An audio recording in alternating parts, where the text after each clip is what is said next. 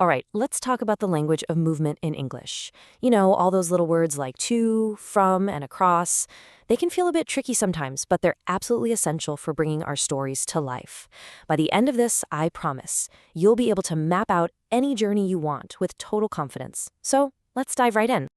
Okay, let's start with a little puzzle to get our brains warmed up. What's the real difference between saying you're walking to the park and walking toward the park? I mean, they sound pretty similar, don't they? But there's a really important difference. If you stick with me, not only will you get the answer, but you'll have a super simple way to remember all these key words for movement. So, to make all of this really stick, we're actually going to go on a little journey together. Let's just imagine our car broke down and we have to walk to work. This simple walk is going to be our map, and every step we take will introduce us to a new preposition. Every single journey has a beginning and an end, right? The most basic way to talk about this is with from and to. I walk from my house, that's our starting point. I walk to my work, that's our destination. It's the classic combo. You can think of whales migrating from Alaska to Hawaii. It's really the simplest way to frame any kind of movement. Okay, so our journey's begun. But what about everything that happens between point A and point B? You know, the path isn't always just a straight line. We're going to run into things, maybe change direction, and move alongside different objects. Let's see how this all builds. All right, let's circle back to that question from the very beginning, the difference between to and toward.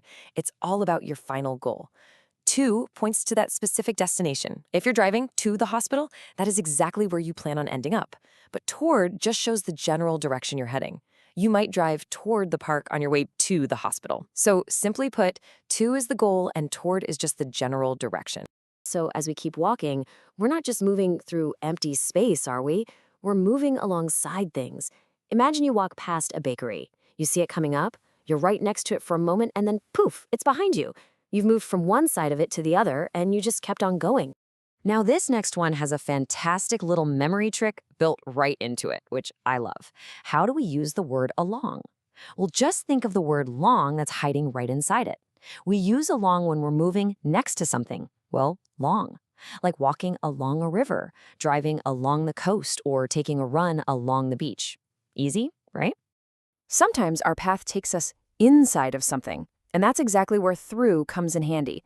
If you walk through a pedestrian tunnel or you drive through a small town, you are literally moving in the middle of it, from one end all the way to the other. You enter it, travel inside it, and then you come out the other side.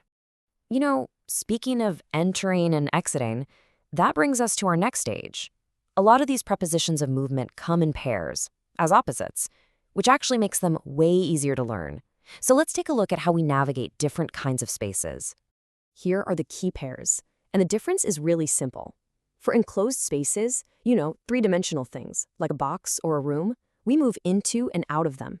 But for flat surfaces, like a table or a stage, we move onto and off of them. It's really just the difference between being in something versus being on something. And who better to show us how this works than nature's little experts on movement? Cats. A cat jumps into a box, right?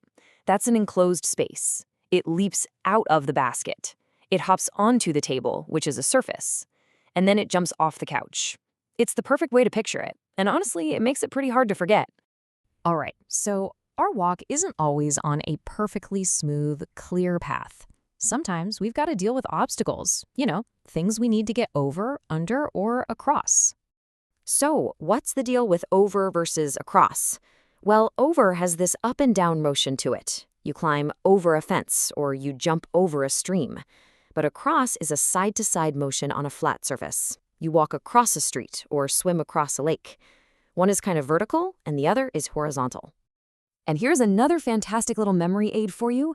Where do you walk across the street? In a crosswalk. See? The word itself tells you exactly how to use the preposition. It's a super simple connection that makes it really easy to remember that side-to-side movement of across. Now, this just makes sense, right?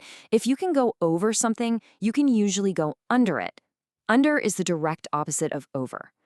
A dog might crawl under a fence instead of trying to climb it. And just like you walk across a bridge, a river runs under it. We're almost there. We can see our destination just ahead. There are just a few more movements we need to master to navigate this final little stretch of our walk to work. Now, some prepositions are thankfully pretty self-explanatory. We walk up a hill, and then we walk down a hill. Easy enough. But what if an obstacle, like a huge fallen tree, is blocking the path? Well, if you can't go over it and you can't go under it, you have to go around it, moving on the outside of the object to get past it. And just like that, we made it. Our walk is complete. We've navigated a whole landscape of prepositions. So let's take a quick look back and recap the toolkit that we've just built along the way. And here it is, your complete toolkit for describing movement. We've got everything from setting our start and end points with from and to, all the way to getting past tricky obstacles with over and around. Each one of these words paints a really precise picture, and now you know exactly which tool to use for any journey. And that leaves us with one final thought. I want you to think about your own daily commute, or maybe even just a walk to the store. Do you go up a hill? Do you go through a park? Or past your favorite coffee shop? By applying these words to your own life, you'll make them a totally effortless part of your vocabulary. Thanks for joining me on this little journey.